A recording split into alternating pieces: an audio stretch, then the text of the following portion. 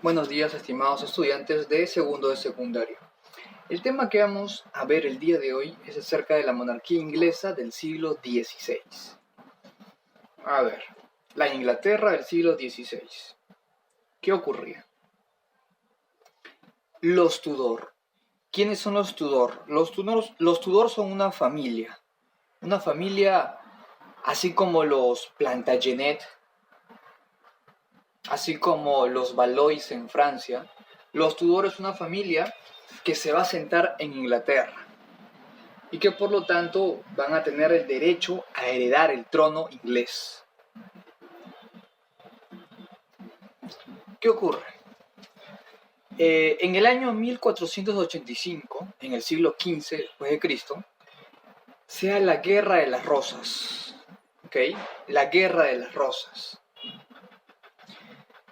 Inglaterra tenía como la familia que gobernaba a los Tudor. El primer monarca o rey inglés de los Tudor va a ser Enrique VII. ¿Okay? ¿Qué había pasado? ¿Por qué se dio la Guerra de las Dos Rosas? Resulta que en Inglaterra habían dos grupos, los York y los Lancaster. O sea, eran familias. Los York y los Lancaster luchan por ser la familia que gobierne Inglaterra. Y no solo la familia, sino que de esta familia, de este grupo, salga un rey y gobierne Inglaterra. Así que la Guerra de las Dos Rosas se va a resolver con un enfrentamiento entre los York y los Lancaster. Habían ciertos reclamos de ambos bandos. Unos decían que la otra familia, solo buscaba apoyar a cierto sector de la población. Otro decía que los nobles se aprovechaban del problema que había para lucrar y para aprovecharse y ganar tierras. Tanto por los York y por los Lancaster tenían sus propios argumentos.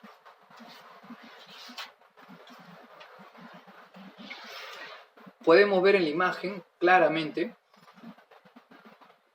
a los Tudor, a los York y a los Lancaster. Cada familia, en este caso la dinastía Lancaster, era representada por una rosa roja y la dinastía de los York por una rosa blanca.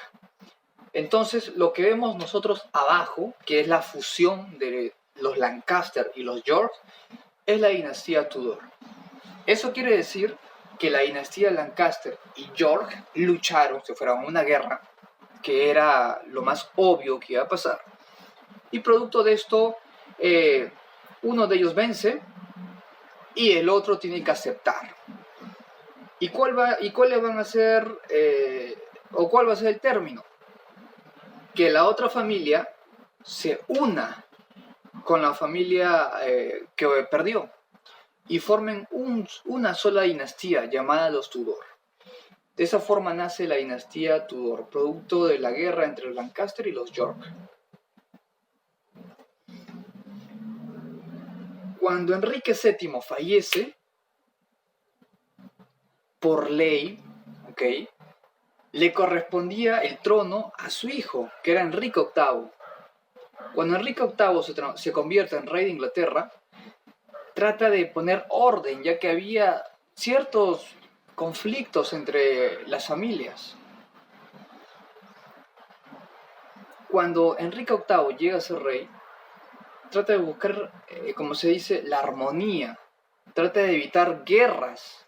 Por ejemplo, un país que amenazaba su autonomía era España y Francia. Así que trató de evitar guerras. ¿Ya? Y para evitar guerras, o para evitar que los dos países se unan y se enfrenten a Inglaterra, tenía que apoyar a uno de ellos, al que más le convenía. Otra medida tomada por Enrique VIII de Tudor fue reformar la Iglesia Católica. Aquí viene un pasaje de la historia, un hecho de la historia, en el cual Enrique VIII no quería seguir con su esposa. Recordemos que la esposa de Enrique VIII era Catalina Aragón, ¿ya? O sea, de ascendencia española. Resulta que Enrique VIII va a utilizar como excusa la separación de Catalina Aragón para poder confiscar todos los bienes de la Iglesia Católica en Inglaterra. Él ya sabía lo que iba a pasar. Enrique VIII utilizó la excusa del divorcio porque él sabía que el Papa Católico no lo iba a divorciar y él, como una forma de venganza contra la Iglesia, contra el Papa, iba a confiscar todos sus bienes. Lo que buscaba Enrique VIII en Inglaterra era el máximo poder. No quería saber nada de España, no quería saber nada de la Iglesia Católica, nada. Así que va a utilizar la excusa de Catalina Aragón, de querer separarse para casarse con Ana Bolena, que era su amante, y ante la negativa del Papa Católico de divorciarlos, él iba a confiscar todos los bienes de la Iglesia Católica en Inglaterra. ¿Le funcionó? Sí. Producto de esta confiscación va a crear un documento, Enrique VIII, llamado el Acta de Supremacía, en el cual dice lo siguiente, en resumen: el rey de Inglaterra, Enrique VIII, es la máxima autoridad terrenal sobre la religión en Inglaterra. Entonces, Enrique VIII va a crear la Iglesia Anglicana, que vendría a ser una religión, una especie de secta. Eso es lo que buscaba finalmente Enrique VIII. Luego va a ser precedido por Eduardo VI y luego por María I. Eduardo VI y María I, que van a ser los reyes de Inglaterra, primero Eduardo VI, muere Eduardo VI y luego lo reemplaza María I. Sus periodos de gobierno fueron muy cortos, muy cortos. De estos dos, va a resaltar María I. ¿Por qué? Cuando muere Enrique VIII, el único hijo varón que tenía era Eduardo VI. No tenía más hijos varones. Pero este chico llamado Eduardo VI no llegó a ser en sí rey, porque le faltaba la mayoría de edad. Muere siendo adolescente, Eduardo VI, hijo de Enrique VIII. Muerto Eduardo VI, tenían que buscar rápidamente al sucesor o sucesora, porque, recordemos, si un rey fallece y no deja sucesor, se produce una guerra civil, una guerra para que una de las familias o alguien reclame el trono. Así que la única que cumplía los requisitos y era hija de Enrique VIII era María I, ¿ya? Que va a ser la hija legítima de Catalina Aragón, la esposa de Enrique VIII, y el mismo rey. Era la única descendiente directa de Enrique VIII. Así que María I es nombrada reina de Inglaterra. Pero María I no era anglicana. Su padre, Enrique VIII, que creó la religión anglicana, no influenció en esta chica, porque esta chica era muy católica. Y por el contrario, lo que va a hacer María I es mandar a perseguir a todos los protestantes. Protestantes nos referimos a luteranos, a calvinistas, anglicanos. Ella mandó a perseguir a todos los protestantes y los mandó a matar. Es por eso que se ganó una fama. ¿Cuál es esta fama? La nombraron María la Sanguinaria, o Bloody Mary. ¿Ok? Que se lo ganó por las masacres que va a realizar con los protestantes, ya que los protestantes no eran católicos, y esta reina era católica. Su gobierno o su reinado duró solo 5 años, no pudo hacer mucho que digamos. Ella trató de imponer a la fuerza la religión católica en Inglaterra. Fracasó en esto. Y también fracasó a nivel de herederos, porque no llegó a tener un hijo con Felipe II. No llegó a tener.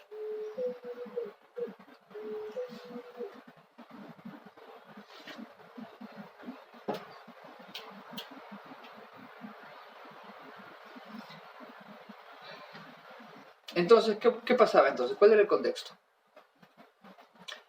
Eduardo VI, este chico, este rey, futuro rey, murió muy a temprana edad. Por otro lado, tenemos a María I, que gobernó 5 años y también va a ser hija legítima de Enrique VIII. ¿Ya? Cuando María I va a morir, va a ser reemplazada por la siguiente reina, Isabel I. Pero aquí va a haber como que cierta disputa y van a decir, pero ¿por qué ella? ¿Por qué Isabel I? María I, que gobernó Inglaterra, era hija legítima de Ana Bolena, la esposa oficial, con Enrique VIII.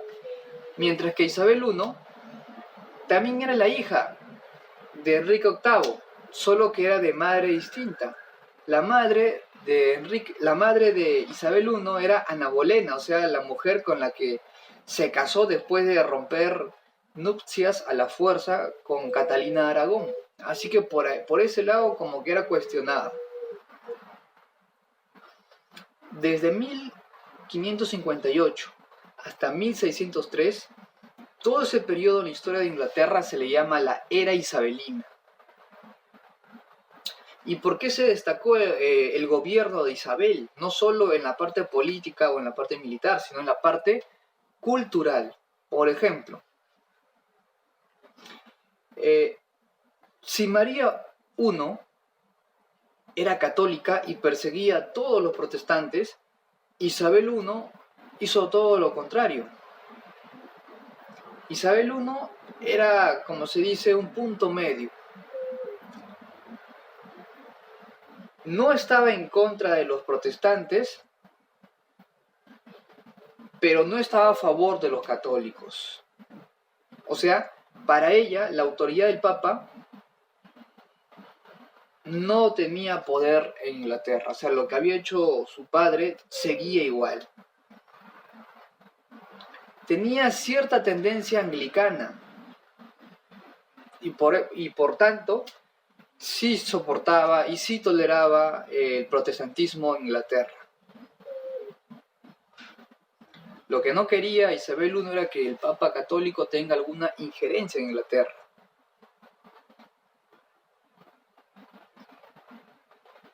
Pero por otro lado, en Inglaterra aparecen movimientos religiosos, como por ejemplo los puritanos. Estos puritanos, que es una especie de grupo religioso, va a estar en contra de los anglicanos. ¿Ya? Y muchas de las costumbres no coinciden con los anglicanos. Así que el puritanismo es como una especie de protestantismo alterno al anglicanismo. En la parte económica, ya que gobernó por muchos años, es uno de los gobiernos más largos en toda la historia de Inglaterra, va a tener mucho tiempo para poder ejecutar lo que ella tiene en mente. Ella cómo va a promover la economía, cómo va a promover que Inglaterra reciba más impuestos, apoyando a los artesanos y apoyando a los comerciantes. No olvidemos que los artesanos y comerciantes pagan impuestos. Si reciben apoyo, van a poder vender sus productos y van a poder tranquilamente tributar. Isabel I sabía que no toda Inglaterra gozaba de prosperidad. Había personas, poblaciones donde la miseria, donde la pobreza llegaba a niveles inimaginables.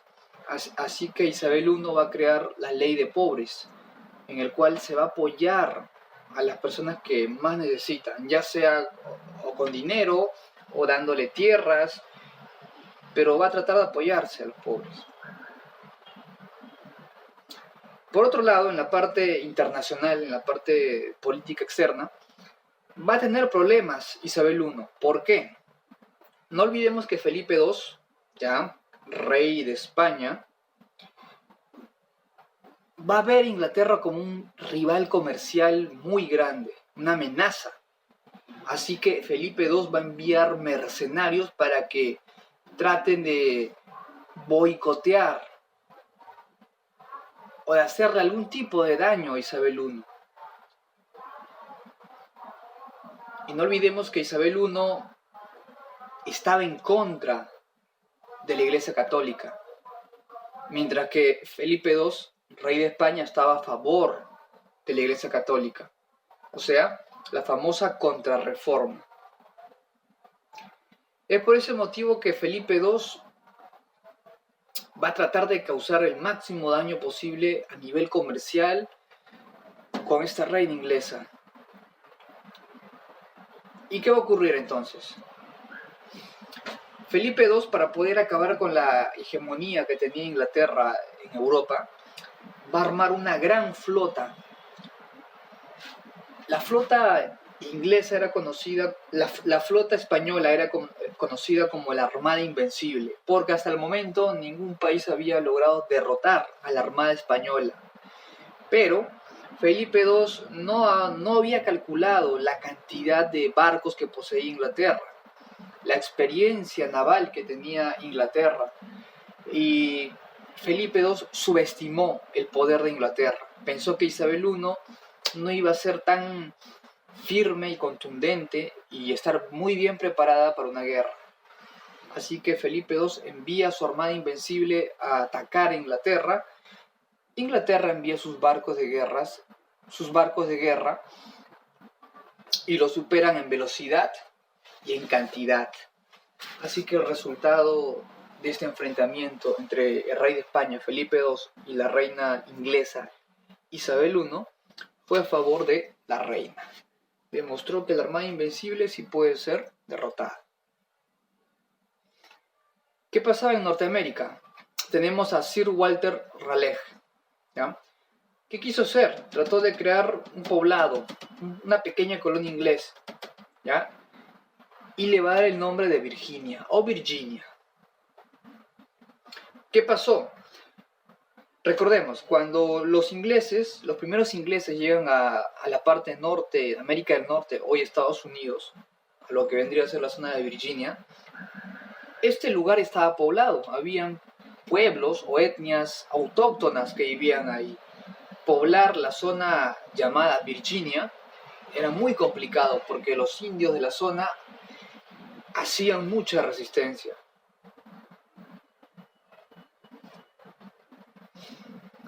Así que este Sir Walter Raleigh, aparte de fundar Virginia, desciende hacia el sur y va a llegar a un lugar conocido hoy en día como Guyana. Guyana también se convierte en una colonia de Inglaterra. Seguimos, ahora en la parte cultural. Enrique VIII no solo buscaba tener el poder total en Inglaterra y sacar o quitarle preponderancia a la Iglesia Católica. Enrique VIII también promovía el arte. Enrique VIII tenía la costumbre de apoyar o financiar el arte por medio de dinero, o sea, realizaba una especie de mecenazgo. Isabel I también le encantaba el arte, todo lo que era relacionado al arte ella lo apoyaba por medio de dinero. Ella apoyaba a los artistas ingleses. Por ejemplo, dentro de todos los artistas ingleses que Isabel I apoyó, tenemos a William Shakespeare, exacto, es el gran dramaturgo inglés, fue apoyado y mucho por la reina Isabel en la famosa etapa o periodo en la historia de Inglaterra llamada la Era Isabelina. Muy bien, aquí podemos ver en este esquema el resumen de los acontecimientos y las acciones que van a tomar los reyes de Inglaterra, comenzando con la Guerra de las Rosas, luego apareciendo la dinastía Tudor, teniendo a Enrique VII como primer rey Tudor, luego siendo reemplazado por Enrique VIII, el hijo de Enrique VIII, que es Eduardo VI, que no gobernó prácticamente porque era adolescente y no tenía experiencia. Luego tenemos a María I, que era la hija de Catalina de Aragón, la esposa oficial. Y luego tenemos a Isabel I, que es la hija también de Enrique VIII, pero con la otra esposa, con la otra mujer, que es Ana Bolena. Los gobiernos más preponderantes van a ser el de Enrique VIII y el de Isabel I, pero en el de Isabel I se logró más, resalta más que en el gobierno de Enrique VIII. Por ejemplo, para recordar, en la era isabelina, ¿qué hizo? ¿Por qué se recuerda? La religión anglicana se convierte en religión oficial. Apoyó a los artesanos y a los comerciantes. Aprobó la ley de pobres.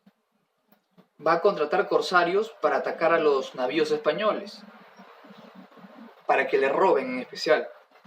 El oro que era robado de nuestro país, de nuestro virreinato en sí, y que era llevado por galeones, por barcos de carga a España. Antes de llegar a España, al puerto de Cádiz, en España, le robaban todo este oro que nos robaba y se lo llevaban a Inglaterra.